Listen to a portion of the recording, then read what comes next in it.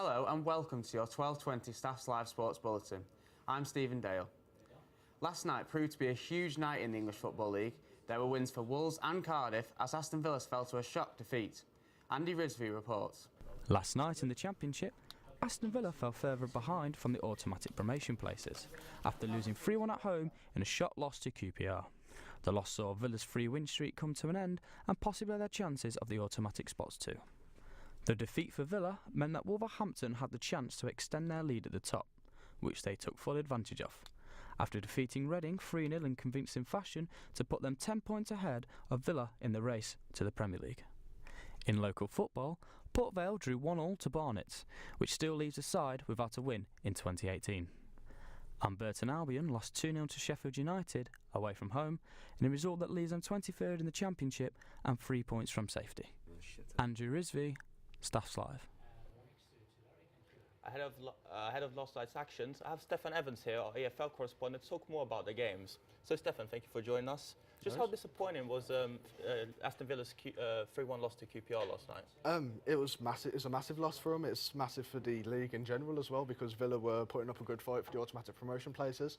But the defeat was concerning, but the matter of the defeat will be even more concerning for Steve Bruce, because they went down without a fight, and it's not what really is expected of Aston Villa at the moment. Yep. Do you think Aston Villa's players were very overconfident of their victory on Saturday, and they took that when coming prepared for QPR, which led to their defeat? I think maybe because, you know, they've beaten the best team in the league, Wolverhampton Wanderers, and it's natural for the human mind to just go into a manner of complacency, to think that, you know, the job's done, when really it wasn't, and, you know, they needed more last night. Yeah, talking about Wolves, they also got another win last night. Do you think they are the contenders now for the league? I think they've been contenders for the league for a while now.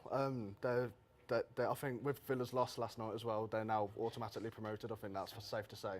But they've got to play Cardiff as well, who are second and 4 points behind them. So that could be a massive game. That could. Yep. Also, you know, with Wolves, there's a lot of controversy surrounding them with George Mendes and his links with the club.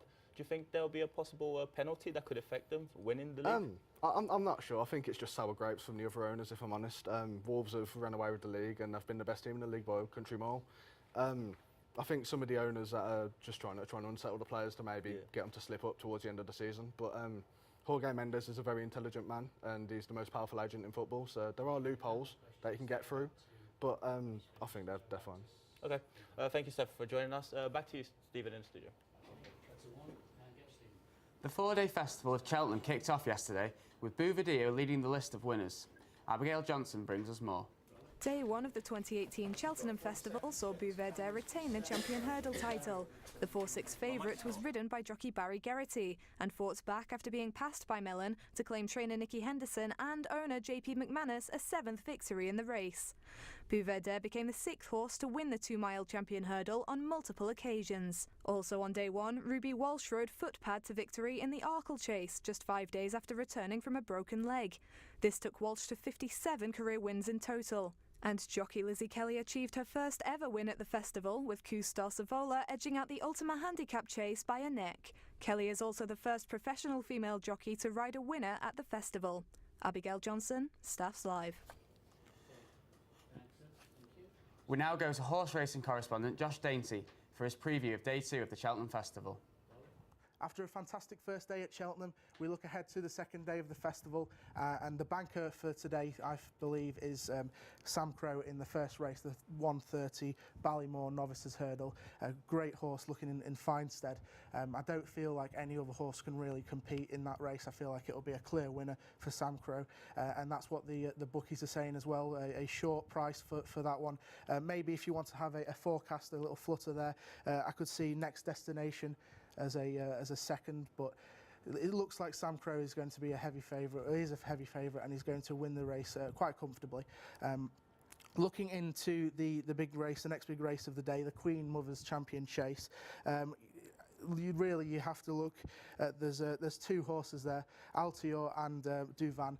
Both great horses, and I feel like it's going to be a close race between the two. Altior, the defending champion, of course, but really it's a 2-horse race in that one. Other than that, we have a number of different races and a number of different prices that you can get. So any anyone having a bet, having a flutter today, I do wish you the best of luck, and back to you in the studio.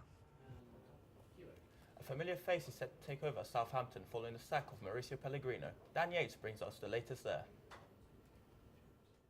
Mark Hughes is reportedly in talks with Southampton to become their new manager after Mauricio Pellegrino was axed on Monday night, leaving the club in 17th place, just 1 point above Hughes' former team, Stoke City, who sit in 19th. Hughes was sacked by Stoke in early January after defeat to Coventry City and will be keen to get one over on his former club by keeping Southampton in the Premier League. He now faces a huge challenge in front of him to keep Southampton in the league though, with 6 of their last 9 league games away and 2 of their 3 home games coming against the top 5. Southampton are hoping to appoint Hughes in time for this weekend's FA Cup quarter-final tie against League One Wigan, which could see Hughes lead the Saints to Wembley if they win following their last round victory over Premier League strugglers West Brom.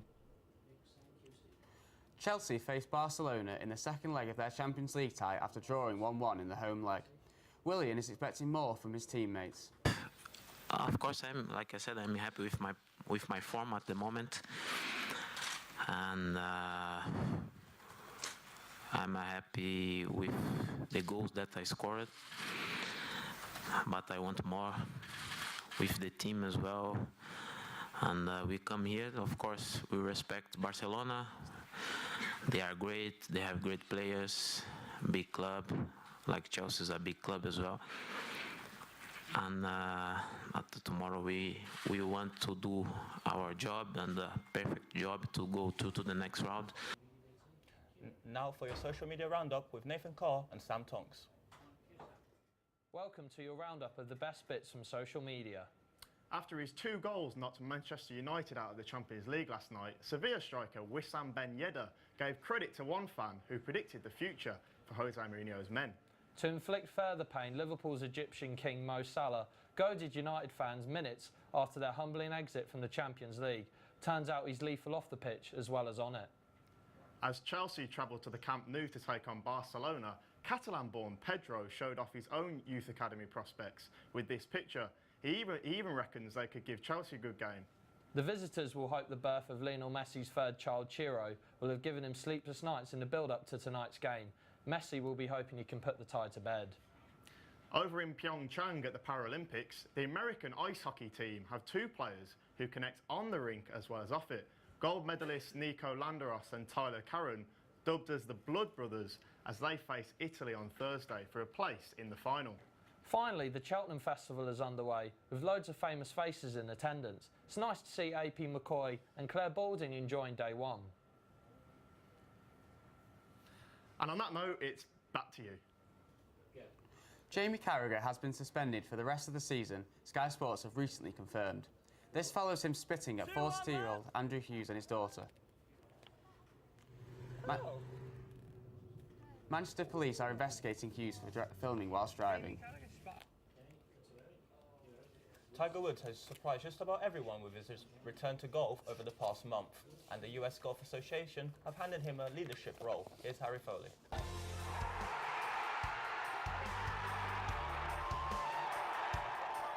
The famous Tiger Woods fist pump.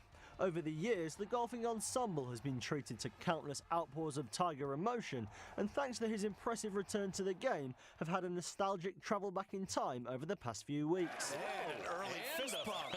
And the fist pump. So it may come as a surprise that the 14-time major champion has been selected as US captain for the 2019 President's Cup in Australia, which may run the risk of taking away from his playing capacity. Regardless, it's an opportunity that Woods is grateful for. I've played in this President's Cup 8 times as a player, and I got a chance to serve as the vice captain for Steve last year. It's just a huge honor for me, and it's something I've always wanted to do. I always wanted to become a captain, and I'm very fortunate to have had this opportunity.